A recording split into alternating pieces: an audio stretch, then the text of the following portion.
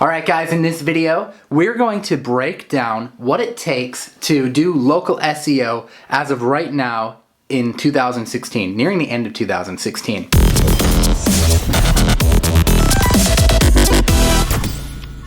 So I'm shooting this video because I just feel like people are really overcomplicating SEO right now. And they're getting all hung up on all these different things, and I just want to break down over the next series of videos, not just this one, but I'm going to be shooting a series of videos for you of what you need to do to rank right now with local SEO. So even if you don't have an SEO business right now, but you're thinking about going into it and doing some sort of marketing or consulting for local business owners, then this video is going to be perfect for you because it's going to be a great way for you to get started. And if you're already doing it, but you just need a little more clarity, then this is also going to help you. It's just going to be a nice walkthrough for you. So everything starts with the website first off. You have to have things right on the website. And what I mean by that is you need to have your keywords in the right spots. You need to make sure you're bolding them, italicizing them, having the right H1 tags. Don't worry if you don't know what that means, we can get into that. This stuff might sound kind of confusing right now if you're new to this, but trust me, it's very, very easy. And a lot of this stuff you can do yourself. And when you do it yourself and you actually get going with it, you're gonna find that you can see a lot of results just by doing this stuff. Some other on-page factors that you might wanna consider are schema markup or schema markup, which isn't necessarily required, but if you do it, it definitely can help save you time later on.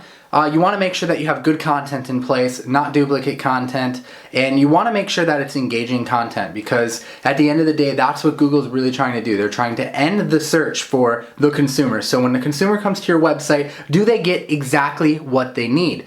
Do they get exactly what they're looking for? If you can deliver that to them and you stop their search, ultimately Google is going to reward you by putting you in a higher position. That a lot of times is a lot of the challenge when working with local business owners. So you want to make sure you have a good strategy in place to generate leads, but at the same time, make sure you're delivering valuable content, and we'll kind of dive into that a little bit more. Some other things you might want to consider with the website that can do a lot are structure and how you structure the website, meaning are the pages intertwined together? Do you have some sort of silo structure going on? And again, if you don't know what that means, that's okay. We're going to break that down in this series of videos for you. Okay, so the next thing we're going to talk about is having your business information or your client's information on other sites. So we call this citations, and that's the business name, address, and phone number. Okay, so this is other directory sites like Yelp, Angie's List, Hot Frog, stuff like that. Press releases, that's a very good way to get citations. Images, so when you take it and pin it inside of an image. And then also having that information on the website as well. So I put NAP. You want that information, whatever it matches here, to be on the website as well, and that's going to ensure that Google is seeing all that data and it's matching together. So if it doesn't match, you're going to create confusion, and that confusion, Google's not going to know if you're the same business, and you're not going to get credit for those. So you want to make sure that they're consistent and that they match throughout. The next thing I want to talk to you about kind of coincides with this stuff, but it's reviews. So when you're working with a local business owner, you want to make sure that they're able to drive reviews to their, not only their Google Places, Google My Business, which we'll add that in right here. That's also another factor. But you want to have reviews coming in not only from there, but also from the directory sites like Yelp and stuff like that. Those reviews are going to add more authority and more social proof, and that's also going to affect your ranking with local SEO in 2016. The next factor I want to talk to you about is social. Things like your Facebook page, Twitter fan page, anything, YouTube. You want to have your social pointing to your website, and you want to also have that name, address, phone number on the social stuff as well. And even reviews, like on your Facebook page, you can drive reviews from there as well. That's all going to be some social proof and indicators that Google is looking for and they want to see. So when you provide that stuff, it's going to also add some more authority for you as well. Okay, and last is link building. So you want to have links going to your site. Now, I'm not saying that you have to focus on things in this specific order that I laid out, but usually a good place to start is with the website and then work your way around. All of this stuff, if you haven't noticed, is basically intertwined, okay? All of this stuff is basically going to intertwine with one another.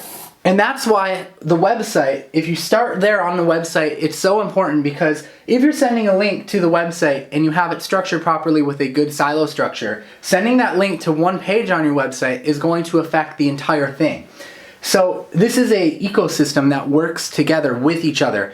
And this is what I consider the local SEO ecosystem. When you implement all of these strategies and you do it the right way consistently, you're going to see awesome results. And you can do a lot of this without even doing any of the work yourself. You can outsource a large part of this stuff. Like you can outsource a large part of the link building, the citations. And some of the setup you can do yourself because it's just so easy. Like you don't even need to outsource a lot of this. So that's what we're going to be breaking down in this series of videos, and the importance of all this stuff and how it correlates together. So if you're interested in learning more about how to rank, I just want you to stay tuned to my upcoming videos, because I'm going to break it all down for you. And I want to help you have a huge breakthrough. If you're struggling to get clients, we'll talk about that as well.